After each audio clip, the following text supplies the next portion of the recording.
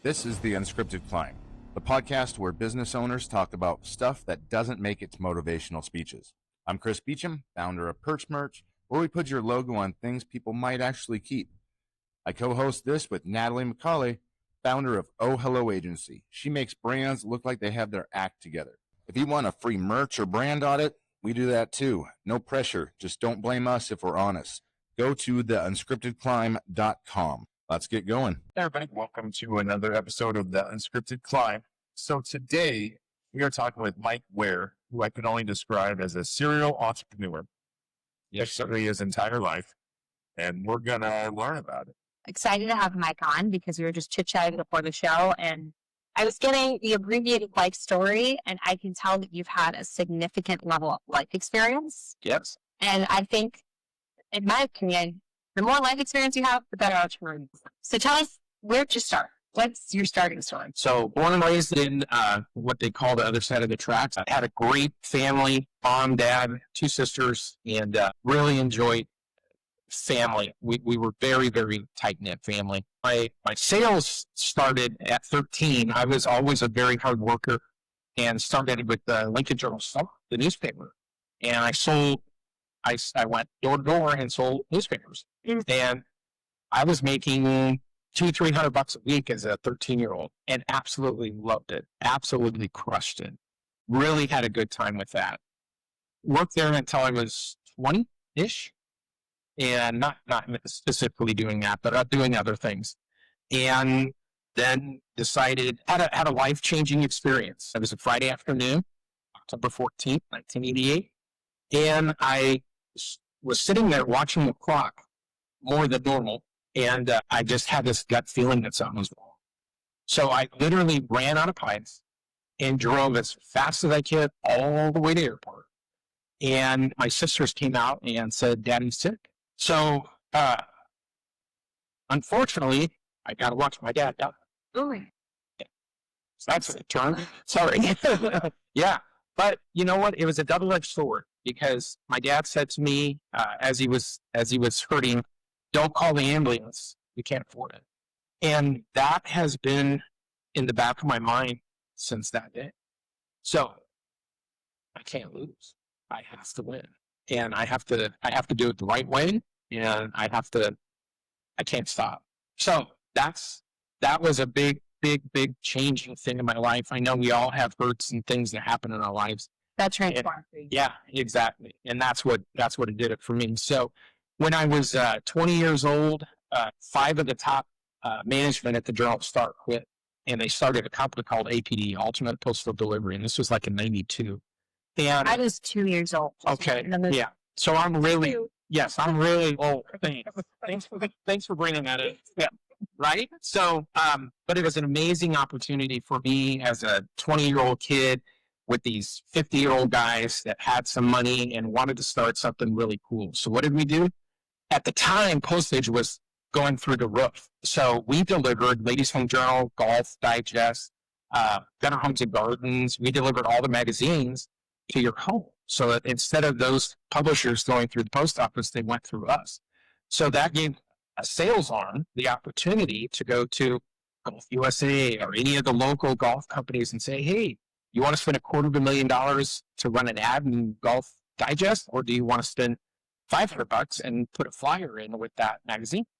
So we built a business doing that and did very well. And within 2 years, we were doing almost 15 million.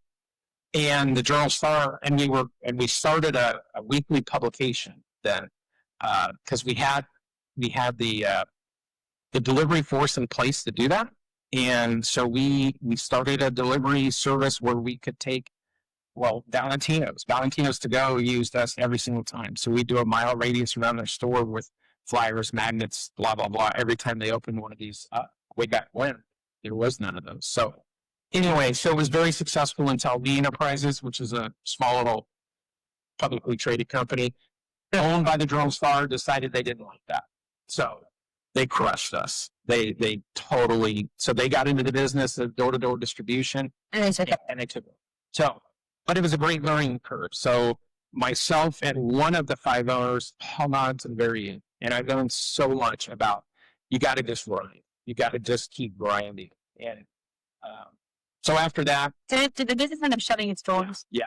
Did it file bankruptcy? No. Did it just ended? Yeah, just it. There was just no more money. The journal had just crushed us. And they had the sales staff. They had everything else to do that. And it was just so. What did you learn? I just want to pause right there. I think that's fascinating. What did you learn about, maybe you have a good idea, but another company has the market already and they see that idea and take it. I mean, what was your takeaways from that?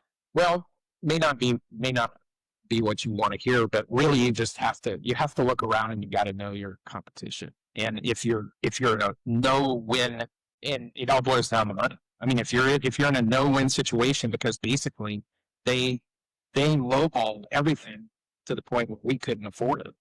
They were in this doing it below cost, which obviously is illegal, but it was borderline.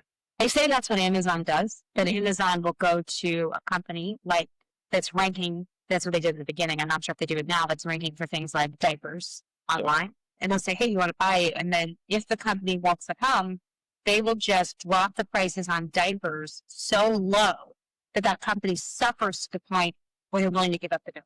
Yeah. I mean, it really is a tactic. It's arbitrage in a way.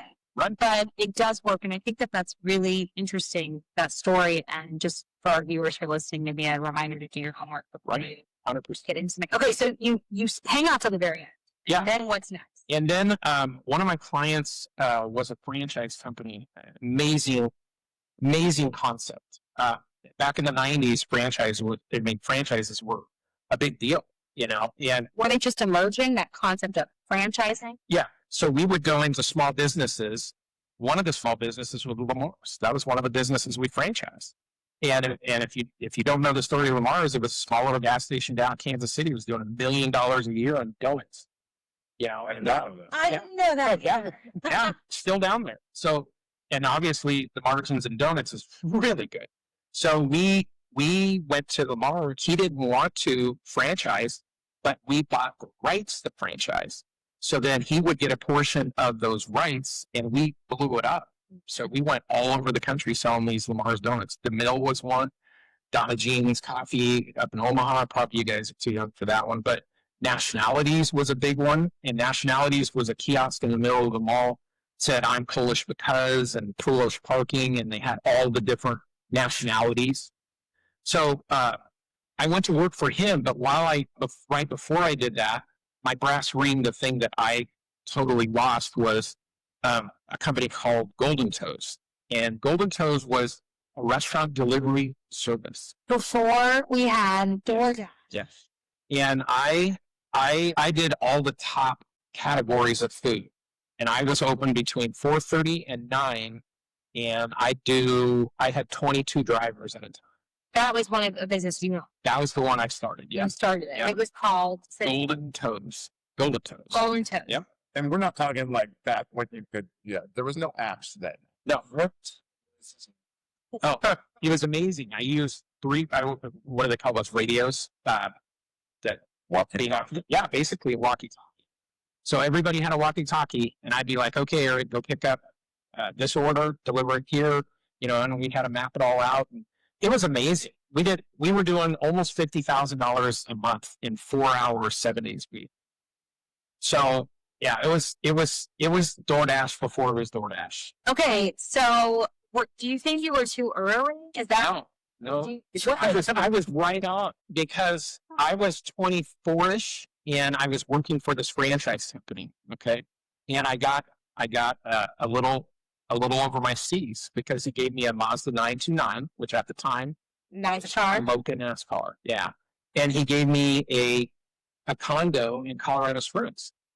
And I would go to Colorado Springs and sell franchises and open up Nationalities. Walk on the Run was another one. So I was over there. So I thought I was making probably $100,000. Yeah, that's a lot. 24. Yeah. In 90s. Yeah. Yeah, that's what. And he said, "Mike, that business is never going to go anywhere. Sell it." Why? I don't know. I still to this day can't figure out why. So I sold it, unfortunately. Sold it, and you just thought it was a lot of work. Yeah. You weren't going to. it was not enough profit. So anyway. Well, at the time, it was a lot of work. I mean, today, it's technology out here. Yeah. Well, then you had But what's cool is that you were doing DoorDash before we had DoorDash. What year was that you sold the business? 90. Okay, so a trend I see with you is you're reinventing yourself a ton. Yeah. Because every 2 to 3 years, you're going, all right, and now what? Yeah, exactly. And that's another double-edged sword. I wish I would have stuck it out. But you know what? You have, so there was a youth center. Okay. There was a poster up down there that I saw one time, and it was a young kid with a skinned knee, little tear in his eye. He was on the ground. It said you have two choices on the poster. You have two choices: stay down, get up.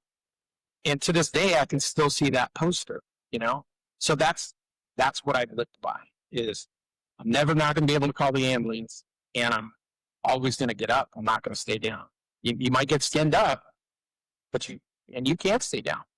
But I don't. So let's move on to your next venture. the next venture. Okay. My next venture, I worked at the Gallup organization, and thoroughly enjoyed that. Just an unbelievable company. I don't get that when everyone works there. Yeah, it was unbelievable because you got paid for performance. So virtually everybody, supposedly from top to bottom, was paid basically the same, $19,000 a year. Okay, and then you made whatever you wanted to make, and you could do it, and it was amazing. By selling their products. By selling or just working, everything from the janitor all the way to the top analyst, all of them had that concept. So you get paid for performance. So whatever you do. So the more you do, the more you're going to get paid. You want to do the minimum, do the minimum. You'll get paid X. That makes total sense. That's ingrained in the culture. Yes, 100%. So it was amazing. What was your role?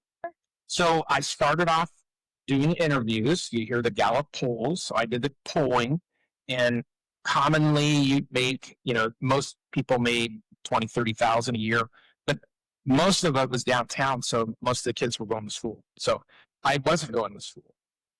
I started in school, and then ad set started, and I dropped out. So I never went back. But anyway, so then I worked my way up, and some things happened, and it is what it is. It didn't work out. So end of that chat. How long were you at Gallup? 4.5 years. So you had almost Yeah. over a year. It would have been a career. I would have been there today. Yeah, would have been there today. So He eloquently avoided telling us when he left. So Yeah. I'm assuming after that, did you think, well, I need to be an entrepreneur again? Mhm. What was that? So it was about the year my wife and I got married, and one of my clients was Pat Egan, which you probably are too young to remember, but Mr. Pat had Crazy Cracker fireworks, and he was the firework king in Nebraska, and made millions of dollars doing fireworks. And I went to Pat and I said, Pat, you want to buy some? This was right at the end of ad set, kind of just a little bit further down the road. And I said, he said, why don't you and your wife do a fireworks stand, and you can make a couple $1,000 in 2 days? And I'm like, oh, wow, that's okay. Yeah, we'll do that because we're getting married. We don't have any money. We'll do that. We did it. And side note, his wife hates fireworks. Yes. So, So why? they're not Yes. you celebrate the 4th of July. Right. I don't either. Do you know why, Chris? I don't know why. Let me tell you. Because on July 3rd, we had a tornado come through at about midnight. And all I could hear in my head was, you're responsible for the fireworks. If anything happens to them, you're going to pay. Well, there's $20,000 in cost in there. And I'm freaking out. Well, oh my God. So Trina freaks out, throwing all the product in the truck, trying to do this. She gets so scared, she pees her pants. She got a lot of this. But so anyway, yeah, and she lost it. So that's why she hates fireworks. Anyway, so we did fireworks. We made a couple grand. Everything was okay. I got a taste of it. And then the next year, another fireworks guy said, hey, you want to run up to South Dakota and manage 17 locations? I said, sure. Did that for 6 weeks, made $35,000, thought I'd hit the lottery. It was blast. We were up there, Trina and I, traveling, having fun. The next year, TNT Fireworks, the largest company in the United States, retail fireworks, like a $500 million type company, came and said, hey, we heard you like to do this. You want to come work for us? And I'm like, yeah, company car, do all this stuff. Sure, I'll do that. So we were doing about 150,000 when I took over. That was in 2000. In 2004, I had built it over $1.5 million just in Nebraska, just in 10 days. And went to You're a sales king. I'm a shark. I just love to build. That's what I do. I don't care what it is for the most part. I just love to build. So went to the national sales meeting. They said, Mike, you've done such a great job, slapping on the butt, but there's no money nationally for bonuses or anything this year. I'm like, cool. So I got on the plane, came home, signed up all the leases, and did it myself the next year. And that was 2004. Been doing it ever since. So You still do that today. still do it today. So you sell fireworks during the 4th of July. So I have, Now the tents are his. I get it. yeah. So I had 82. So we built it. Oh, Yeah. So we built it to $2.5 million in 10 days is what we did. So we were rolling. We were rocking. And then a small little flood happened. Just North Bend. Yeah, a small little flood up in North Bend, 500-year flood, and wiped me out. If you remember, all of West Omaha, yeah. way north Yes, I Bend, do. how I was right in the middle of it, lost about $1 million in product. And So hold on. Yeah. So to put some context in this, I'm going to explain to the viewers what we're talking about. So Mike has to store his fireworks. So Mike has a gigantic, yes, full of fireworks that, come from overseas. And he stores them and just I love the 4th of July. So it's like me in a candy store. When I go there, it is the coolest thing, not everybody Is that gets to go what you there, had? but I get to go there. No, thank God that I know those. But, and so you're talking like it's insane. Fireworks, obviously, how much was it in fireworks? that's $1 million. You lost? Yeah, not retail, wholesale. 20 containers. How'd you get through that? That's very stressful. Because you can't insure fireworks, correct? Cannot insure at the warehouse. You could, but you can't afford it. It wouldn't make any sense. You can insure it once it gets to the tent. How'd I make it through it? Barely. I had two choices: stay down or get up. So what I did is I decided. Well, at that time I had also True North, the snow company, and it's a great concept. Snow in the winter, fireworks in the summer. So what we did is we just took the top 20. We took the cream and said, here, these are the tents we're going to do. We're not going to do 80 tents in 5 different states. We're just going to cut it way back and make the money back make the money back. by focusing on let's just hit sales really hard in these markets. Yep. Hey, listeners, quick break. Listen, we started this podcast because we actually like talking to other business owners. Whether you're crushing it or just Googled how to fire someone without crying, we've probably been there. If you ever want to connect for merch, branding help, or just swap war stories, check out perch-merch.com or ohhelloagency.com. No pressure. We'll even do a free brand or merch audit if that's your thing. All right, back to the episode. We were talking before the show started. When did you start the snow removal company? And tell me about how you scaled that. So I met a guy down in Kansas City, and he was with another company called True North, and he was the CFO of the company. And he was more of an angel investor. He had just sold 19 Red Robins, and he was just an incredible guy. He was a high-level CPA, and he was helping the president of True North, Kansas City, build this company. And Greg and I got to meet, and we just hit it off the account. And he said, well, why don't we start this up here? And I was like, okay, let's do it. So we started it. The first year we did about 75 acres, probably 100,000. And then after that season, Mike Jones and Greg Hurleman broke up. They just two kings in the castle again, didn't work. So Greg calls me and he says, hey, Mike, you want to start this company down here? And I was like, well, I don't think I have that kind of money because it's very cash heavy in the beginning. Because of the Season. Equipment, the product, everything, millions of dollars to get started. And he said, don't worry about that. We're good. We're 50-50 partners. Let's roll. And so we did, and we did very well. So we built it. So I built it. And what exactly is it? True North is snow removal. So we do only large commercial stuff. We don't do any lawn and landscape. We only do no residential. Nope, no residential.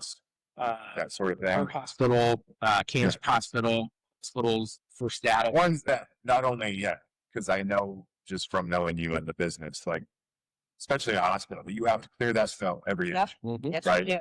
Like, otherwise you may have a gigantic problem. Yeah, snow removal isn't about, if you're doing snow removal just to remove the snow, then I don't want anything to do with it. If you're doing it because it's a liability to the company, then now all of a sudden it becomes a priority and they will pay you to do that if you do a good job. Yeah, it is a liability because if somebody trips on the snow walking in, they can sue Walmart. And they do it All the after time. day after day. In fact, we've got our new business model. Okay. Okay, so I've seen the TV shows where they show people like, putting ketchup on the floor and Yeah. slipping. Yeah, 100%. So 20 years of this business, what do you think it took? Are you, I've heard so many entrepreneurs say, like, if you focus on what you're really good at in the business, then you can scale it. I feel like you are really good at sales. Is that what you spent most of your time doing?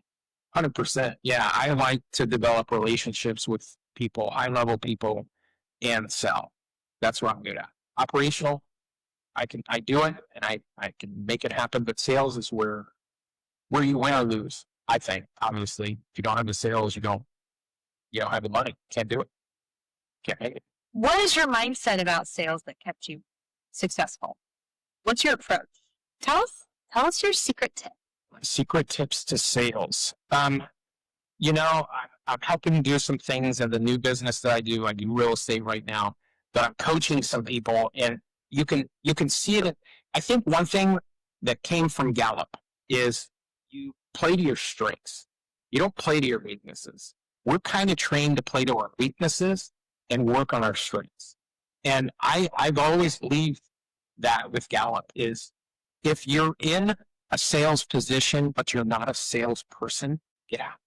Go do what you're good at. Everybody has talents and strengths. Everybody. So you got to determine what your talents and strengths are. If you're good at operations, then do operations. If you're good at being a right-hand man, then be a woman, be a right-hand person. But don't put yourself in a position and think you're going to absolutely slaughter it if you don't like sales. Sales is hard. I think sales is art.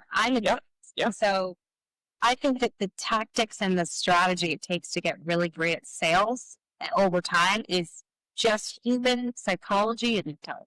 Yep. You got to read the room, and you got to listen more than you talk, and you just have to you have to be genuine. I mean, that's probably my art is I care about people, and it's cliche-ish, but I don't want to deal with people if we're not going to be a team. If this is a transaction, you know what?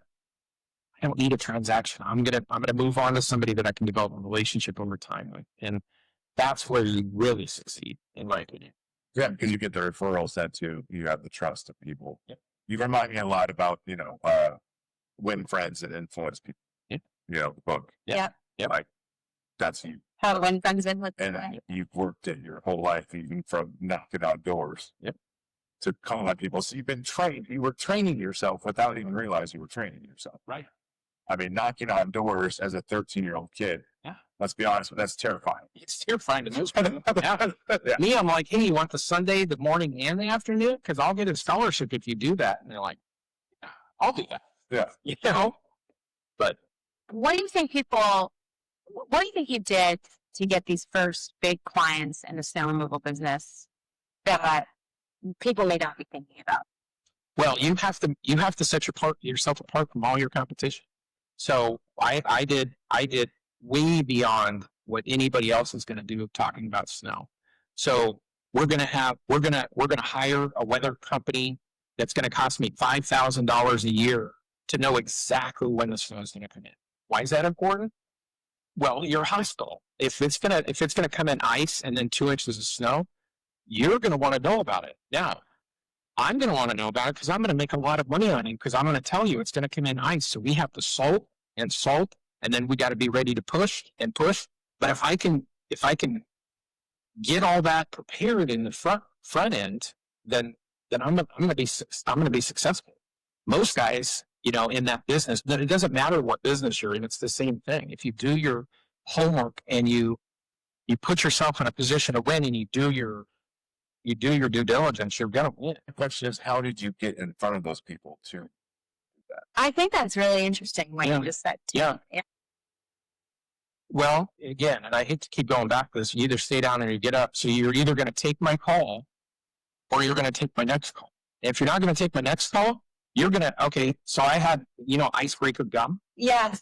So the big facility out here, the big insurance company. So I had I made a card and I said, consider this our icebreaker. Call me if you want to know about snow removal. And it was a pack of gum and it was a card. It looked cheesy as shit, but I didn't care. That's wonderful. And he called me back like 15 minutes later. He's like, dude, this is the coolest thing I've ever seen. Come back. And that got me. So you have to do things out of the box and you have to make yourself uncomfortable because everybody's going to do the same thing. They're going to go in and they're going to say, hey, you want to talk about snow? No, I've had 22 other guys, but hey, consider this our icebreaker. You want to talk? Something different? That was still coffee down my shirt during the middle of this. So. That's my icebreaker. There we go. Yeah. I think that's such a great example of, again, everybody, top traders in marketing, doing creative things to set yourself apart from your competition, hiring that weather service to give them on the radar information so that they knew what's happening and they could prepare. Brilliant. And at the back end, we did the same thing. So we'd give them weather reports from a third party. So it wasn't us. Yeah. It said, hey, this is how the snow came in. And then they could take that with the invoices and say, okay, they could justify the invoices because you're talking about hundreds of thousands of dollars per store. And if they're getting this massive bill, but they can see, okay, well, this is why they did it. And it's third party. It's not me saying this is why we did it. So anything you can utilize or do like that. Well, that's value selling. That's selling by the numbers, by ROI in terms of what you put together there. So, you mentioned you decided to exit the snow removal business. So I think you brought somebody up internally, right? Helped get that person situated. You were ready to move on. And you were with that business for 20 years, the longest out of all the things you told us you did. Yep. Where did you go next? So then we took a little vacation to Las Vegas. And my wife and I were walking downtown and we saw a kiosk. And this kiosk, we could see from blocks away a picture of a lion. And you've seen the lion that has all the different colors on it. Mm-hmm. And it's a famous picture. But anyway, as we approached it, we were like, oh my gosh, that is so cool. Well, wait a minute, there's a picture of a dog. Wait a minute, there's a picture of a person. And as we approached it, we realized it was Legos. So it was 50 different shades of Legos that were made into a picture. And you get the instructions to make whatever picture you want. So you give them a picture off your phone, they turn it into a kit, you get to take it home, put it together. Fun. So yeah, it was super fun. So we were like, hey, kid behind the counter, I want to buy this. And he was like, which one? I'm like, no, I want to buy the whole business. Yeah, he kind of laughed and he's like, okay. He goes, you got to call IL. He's in Australia. And I'm like, okay. So I called IL and I'm like, and got to be really good friends with this guy. He's fascinating and been through a lot of businesses. And I said, IL, I want the rights to the whole United States because it's brand new. It just came in over here. And so my wife and I traveled all over the country to fairs, largest fairs, the Albuquerque Balloon Festival, which is a bucket list item. If you haven't done it, go do it. It's absolutely fascinating. 800 balloons. How did the balloons go up at the same time? I'm scared of heights. Yeah. Well, no, I didn't go in. We didn't go in. Just watch from the ground. Oh, yes. Okay, so yeah. So we went to festivals that get over 1 million people in 5, 6, 7 days and sold this product. So basically, your way of taking a very extended road trip, just you and the wife, getting away, still finding a way, make a little bit of money to make money, yeah, and pay for it. Right, and it did. It paid for it. But I know the stories of you working the fairs and the things. I mean, it's not just that's a grind in a lot. Yeah, 10 days. Insane. Yeah, 10 days, 7 a.m. to 10 p.m. Lugging in all this product. Yeah, it wasn't easy, but it was fun. It was worth it. Are we still doing this business? We're still doing it on a smaller scale, but not on. No, we're not going to travel anymore. Just it wasn't lucrative. Yeah, so it was more of like this is a lifestyle business. Yeah, that's almost what I would say, right? Where are you today in your career, and will you ever retire? No, I will never retire. That's funny you say that. I just met with a financial advisor. He said, when do you want to retire? I said, I'm probably never going to retire. So I'm doing real estate. I'm having the time of my life. So throughout this entire process over the last 25 years, I've flipped maybe 300 homes. Yeah, so you get into flipping. Yeah. So I love flipping. I love during 2008 was one of our biggest times, but we did it totally different. We helped people. So we knocked on the door and said, "Hey, I know something bad happened to you. Tell me your story." And then they would tell us that the husband got cancer, we got too many boats, or husband lost the job, whatever. Okay, then we're going to help you. So we can either help you stay in the house, or we can find you somewhere else and we'll buy the house and get you out of this. So anyway, so now I'm doing Sales, basically. no, totally different than wholesale. Uh-huh. So we would do it. You would do. Yeah. So I can't do wholesale. I'm too old. It makes me mad and it's frustrating. So I don't do wholesale deals. Do you mean because of the fact there's so much pressure? How you do it? You have to be able to pressure people when you're doing wholesale. Yeah. I am not that. I used to date a guy that did it, and you send out these red letters. I don't know this, and you got to be willing to pull some actions. Yeah, and I'm not going to, I don't care if I'm poor or not. As long as I can call the ambulance, I'm not going to do things that are going to cross the line. And a lot of those, and no offense to them, because a lot of them make $1 bazillion here locally. I know guys that make millions, anyway, so I do real estate and I love it because it's, again, it's me building and it's me. So I'm either going to win or lose, stay up or stay down. And I love developing relationships with people, and it's been absolutely awesome. I feel like even in real estate, you're going to meet somebody and do another business. Though. I have to admit, I don't Like, know you cannot help yourself. Yeah, I don't know that you're going to stay as a solopreneur for long, because you seem like somebody that really runs on building things past yourself. Yeah. I think once I get to learn more about real estate, because there is a lot to learn, I love helping people. So I'll probably develop a team and help people, Oh, yeah, you're right, Chris. Probably not my last. What does your wife think of all the different things you've done? Oh. How has she stayed in the relationship? She's got The highs and lows. she's done the same thing.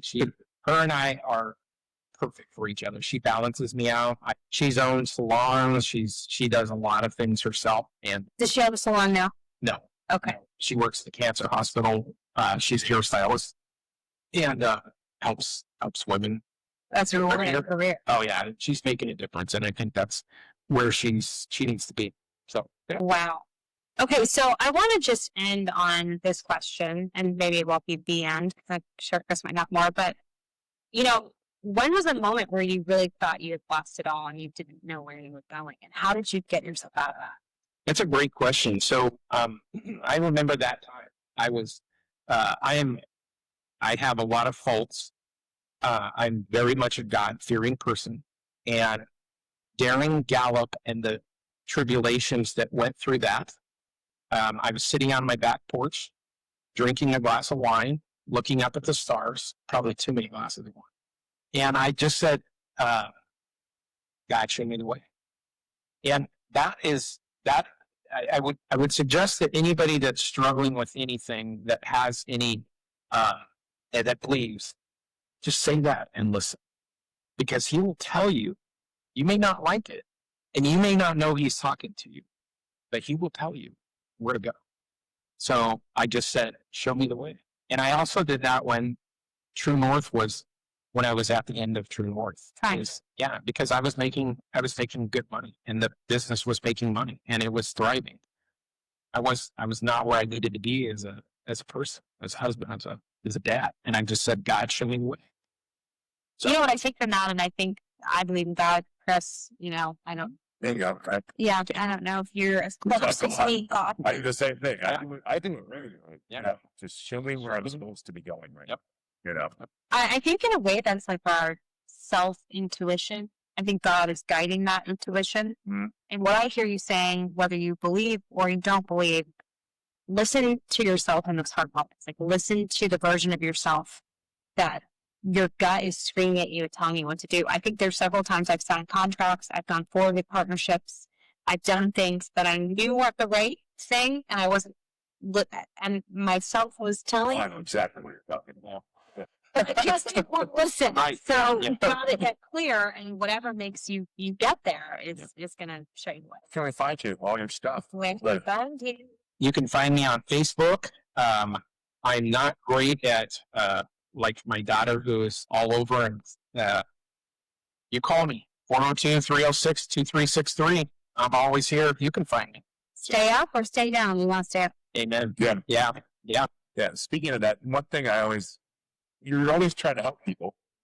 But on Facebook, Mike's that guy that if you're friends with him and you post anything about your business, anything exciting, anything that he shares it. He's that guy. Yeah. Everybody keep that guy. I want everybody to win and anything I can do to win. And I love that. Yeah. Like you share anything I have with Perch, anything my wife has with Bone. It's just like, Mike's going to share it. So we know we're going to get. I don't know if it does anything. It does. It makes you feel. It's exposure. One action is a chain reaction. Amen. Yeah. People helping people. Amen. Yeah, for sure. Well, thank you so much for coming up. Yes, thank you guys. Thank you so much. And if you are listening, and you please give us a 5-star review on Apple or Spotify because you like what you're hearing and you want to hear more, we would love that. Thanks, guys. Thanks, everybody.